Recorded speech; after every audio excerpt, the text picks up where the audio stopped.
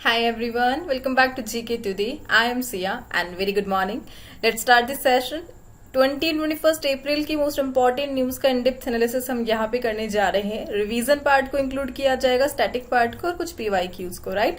And the most important thing, all these questions are part of daily 20 MCQ series which is available on GK today application only. So जो topic आज हम discuss करेंगे, major exercise in news, operation Atlanta को हम discuss करेंगे. Place in news में DPS, flamingo lake and recently cradle of humankind, यह news में रहा. एक animal that is colossal squid, इसको देखा गया, इसके बारे में हम डिस्कस करेंगे. ऑर्गेनाइजेशन इन न्यूज में international big cat alliance. Terms vehicle to grid, इसको हम डिस्कस करेंगे. UNESCO's memory of the world register and cyber security hardware lab, जिसका रिसेंटली इनॉग्रेशन किया गया, राइट. चलिए स्टार्ट करते. And the first question here on the slide. Recently, which international naval force under Operation Atlanta has proposed a joint naval exercise with the Indian Navy?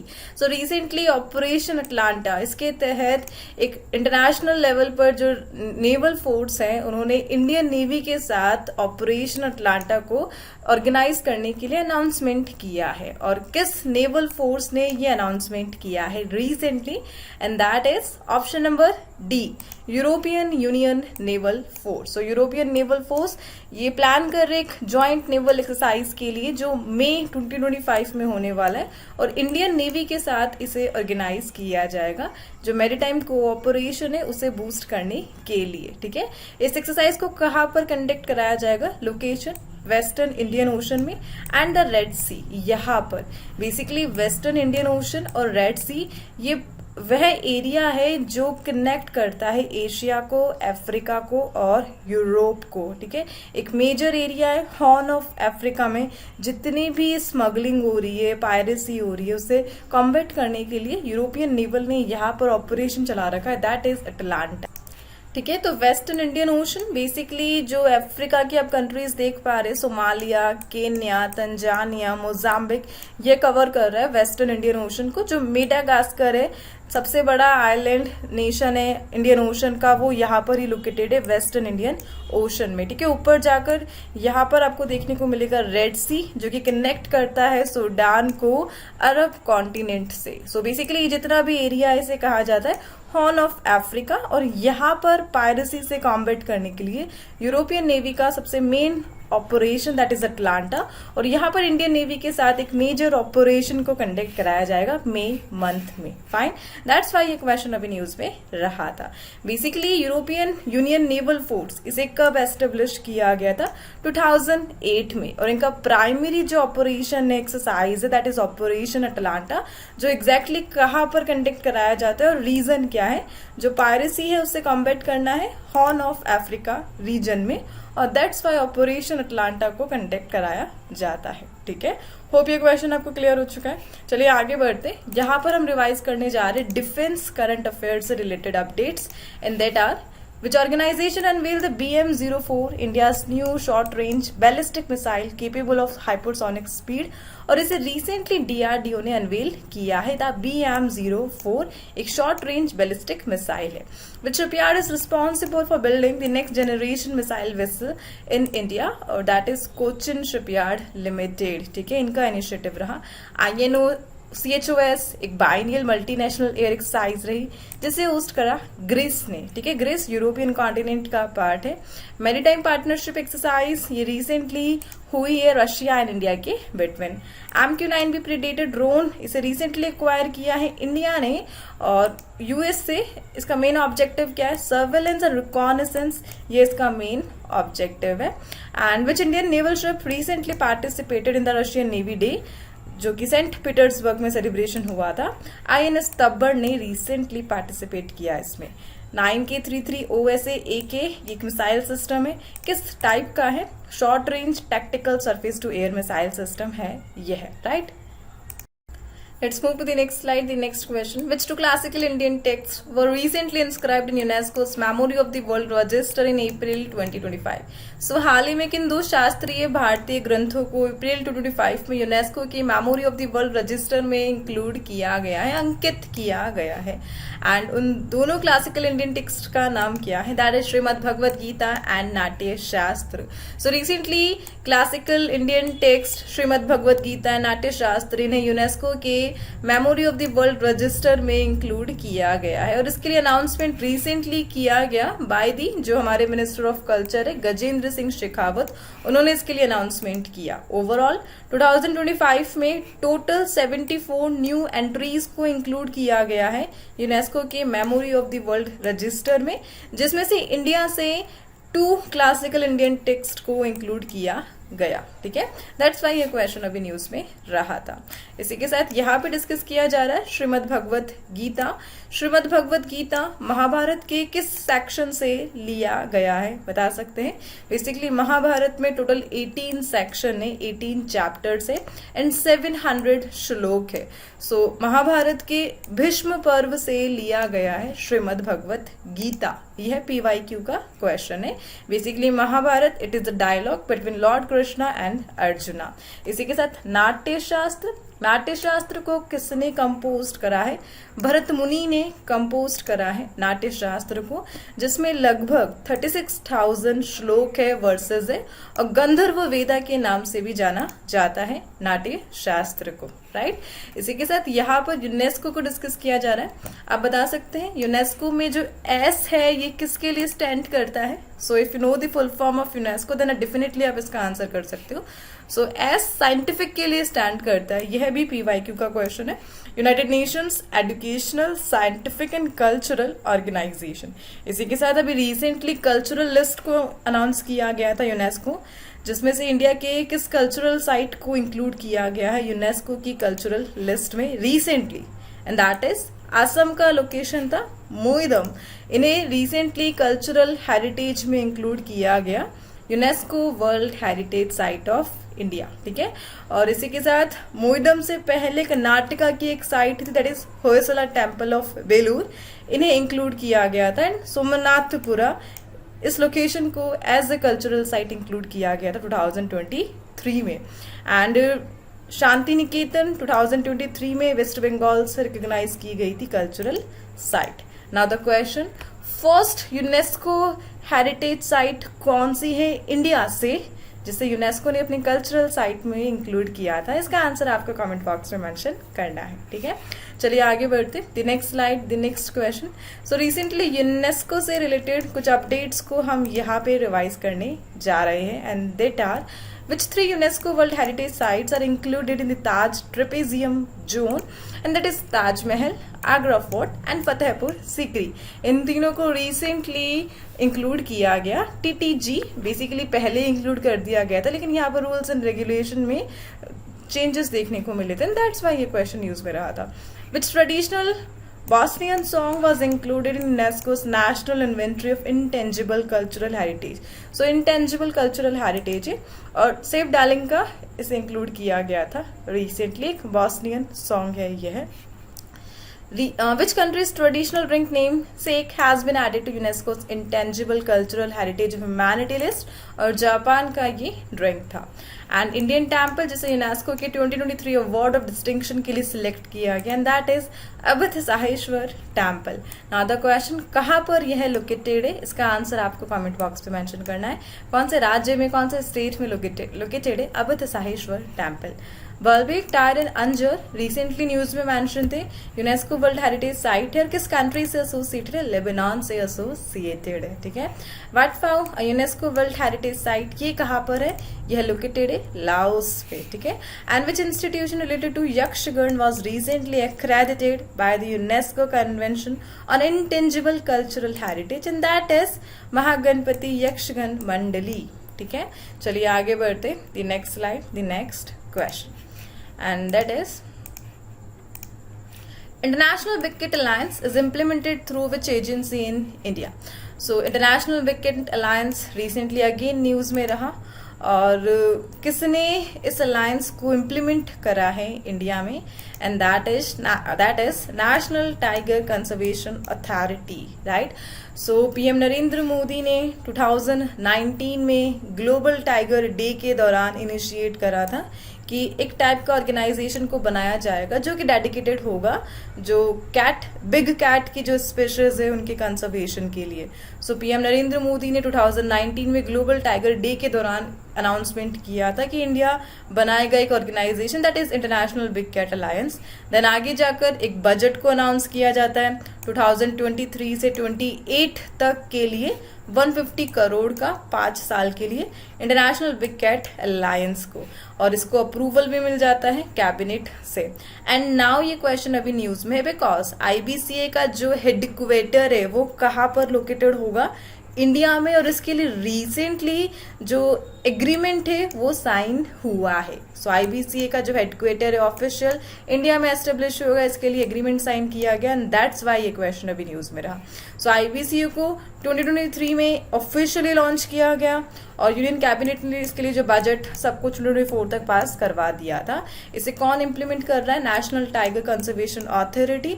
और basically IBCA का main objective क्या है, जो 7 major big cat species है that is tiger, lion, leopard, snow leopard, puma, jaguar and cheetah, इन सब के conservation पर फोकस करने के लिए एक major alliance that is international big cat alliance, ठीक है। बजट ध्यान रख लेना 150 करोड़ का है 5 साल के लिए, ठीक है। एंड दैट्स वाई ये क्वेश्चन अभी न्यूज में रहा। चलिए let's move to the next slide. So India current affairs से रिलेटेड कुछ क्वेश्चंस को हम यहाँ पे रिवाइज करने जा रहे हैं। Which organisation recently faced criticism from India for its report on religious minority. So recently religious minority पर एक रिपोर्ट एक ऑर्गेनाइजेशन ने पब्लिश करा और इंडिया ने उसे क्रिटिसाइज किया था, that is bye United states commission on international religious freedom. इनके अकॉर्डिंग हम माइनॉरिटीज को टारगेट करते हैं, इनका कहना था, लेकिन इंडिया नेगेटिव था इस रिपोर्ट के लिए।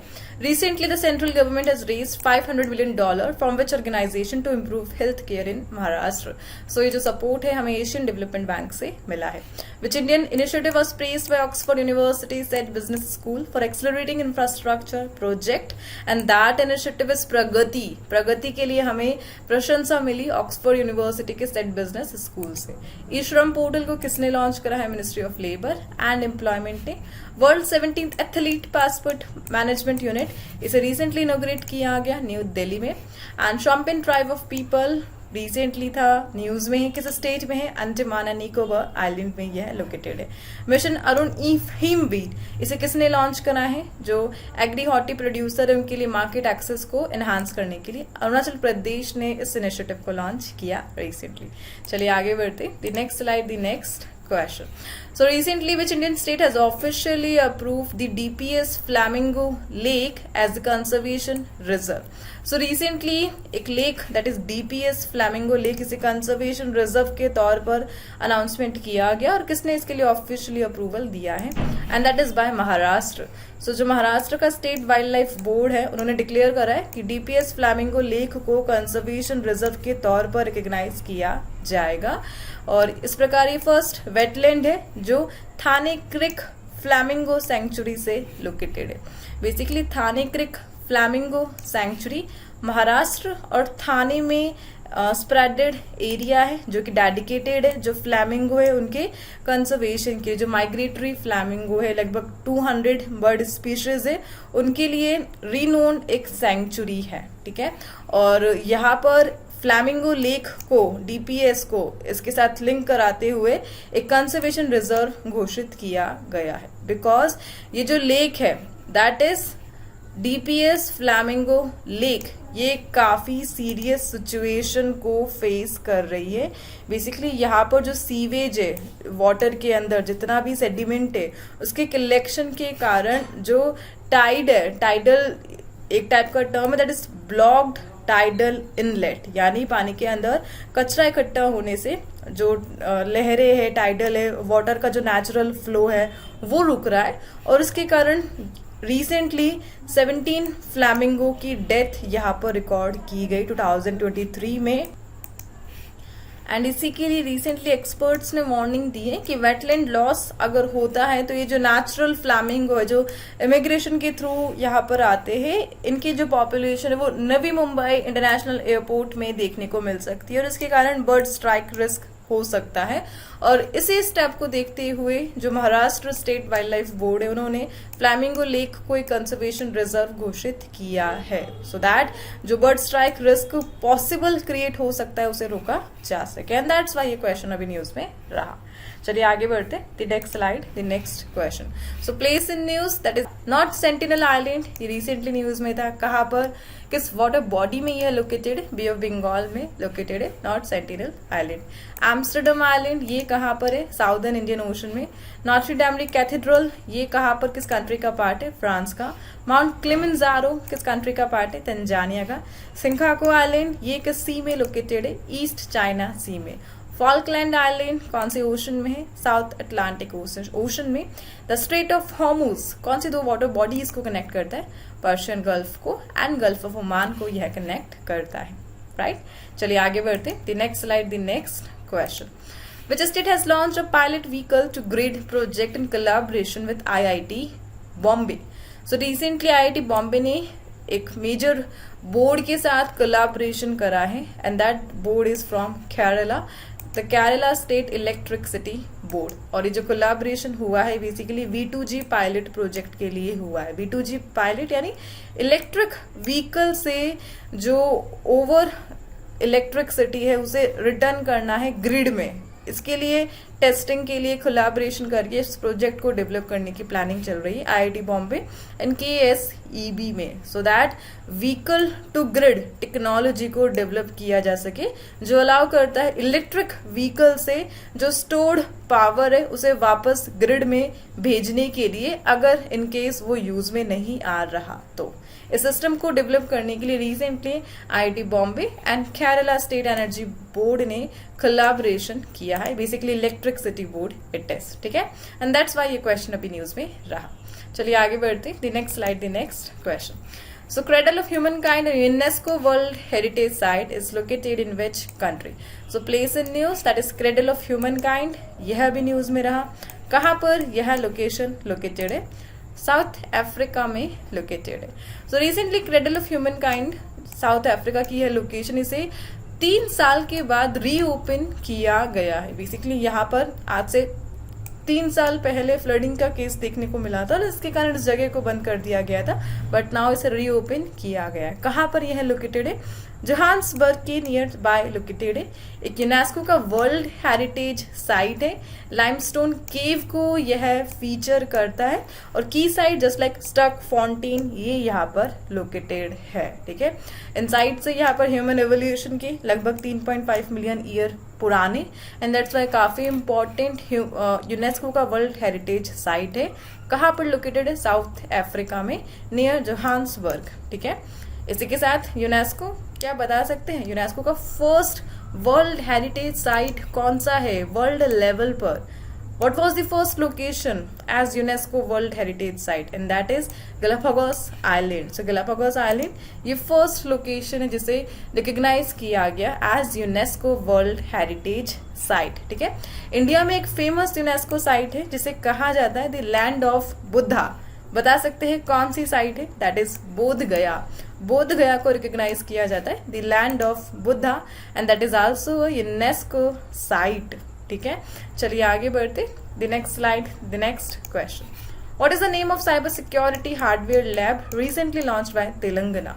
सो तेलंगाना ने रिसेंटली एक साइबर सिक्योरिटी हार्डवेयर को लॉन्च करा है एंड उसका नाम आपसे पूछा जा रहा है and that is T-Shield। So basically Telangana इन्होंने एक मेजर टेक्नोलॉजी प्रोग्राम को लॉन्च करा है दैट इज T-Shield। इस फुल फॉर्म क्या है? Telangana security hub for innovation in enforcement and law for digital defence, ये इसका फुल फॉर्म है। स्टेट का पहला साइबर सिक्योरिटी हार्डवेयर लैब है जिसे कहाँ पर इंट्रोड्यूस किया गया रिसेंटली? मैडचल में इंट्रोड्यूस किया गया। बेसिकली मैडचल ये तेलंगाना के हैदराबाद में एक रेजिडेंशियल एरिया है एंड यहाँ पर फर्स्ट साइबर सिक्योरिटी हार्डवेयर को लॉन्च किया है स्टेट तेलंगाना ने। इसे बेसिकली स्किल वेदा इनोवेशन ने डेवलप करा है। इसके तहत ट्रेनिंग प्रोवाइड की जाएगी साइबर डिफेंस में, हार्डवेयर फॉरेंसिक्स में, डिजिटल क्राइम को सॉल्व करने के लिए। बेसिकली टेक्निकल थिंग्स है ये, वर्कशॉप्स, हैकाथॉन्स, ट्रेनिंग प्रोग्राम, ये सब इसका पार्ट है, सो दैट साइबर क्राइम से कॉम्बैट करने के लिए जो एबिलिटी है उसे इनहांस किया जा सके, बूस्ट किया जा सके। ठीक है, तेलंगाना का यह इनिशिएटिव रहा। चलिए आगे बढ़ते। रिसेंटली कुछ गवर्नमेंट स्कीम्स को हम यहाँ पे डिस्कस कर लेते, बेसिकली राज्यों की और सेंटर की। And that are which state government has implemented the initiative Nirbhaya Gandhi मोगेला जिया and Veerangana Yojana for adolescent girls, और इसे रिसेंटली उड़ीसा ने लॉन्च करा है। रीसेट प्रोग्राम इसे किस मिनिस्ट्री ने लॉन्च करा है? Ministry of youth and affairs, ठीक है, यूथ अफेयर्स एंड स्पोर्ट्स ने। सुकन्या समृद्धि योजना गवर्नमेंट कैंपेन है यह बेटी बचाओ बेटी पढ़ाओ के तहत। इंस्पायर मानक यह department of science and technology and national innovation foundation के द्वारा इम्प्लीमेंट किया गया। मुख्यमंत्री माझी लड़की बहन योजना इसे लॉन्च करा है महाराष्ट्र ने। ठीक है, and which state government has launch the Sahkar Kisan Kalyan Yojana to boost farm productivity and increase farmers income, इसे लॉन्च करा है राजस्थान ने। मुख्यमंत्री स्वरोजगार योजना इसे लॉन्च करा है उत्तराखंड ने। ठीक है, चलिए आगे बढ़ते। The next is colossal squid that was recently seen in news is primarily found in which region? So ये जो एनिमल है that is colossal squid किस क्षेत्र में यह पाया जाता है? और साउदर्न ओशन नियर अंटार्कटिका यह पाया जाता है। सो फर्स्ट टाइम इस एनिमल का जो वीडियो है वो कैप्चर हुआ है स्विमिंग के दौरान। मरीन साइंटिस्ट ने कैप्चर करा है फर्स्ट वीडियो, दैट्स वाई यह न्यूज में रहा।